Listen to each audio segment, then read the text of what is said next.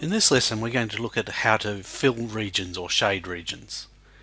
Most people, when they start wanting to fill a region, immediately look to the paint pot tool, but it's in fact the worst way of filling a region.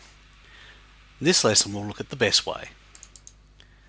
If you want to fill a region that is a closed shape in its own right, like a rectangle or a circle, if you select the shape, go up to the fill toolbar, which is comprised of a brush style, colour and opacity.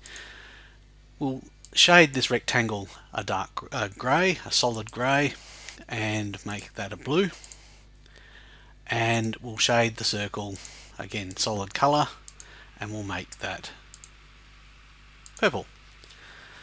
The nice thing about a shape that can shade itself, and just about any closed shape can, is that it's very fast, it's reliable, and you have the option of changing the shading's opacity, so I can make it transparent effectively. So I can make the circle transparent, I can make the rectangle somewhat transparent. Now let's look at a similar shape shaded with the paint pot. So I now have two circles, one that has been shaded using the fill toolbar because it can shade itself, the other one I'm going to shade with the paint pot. One thing that's different with paint pot shading is I can't change the opacity, so that circle is going to remain a solid colour regardless of what I do.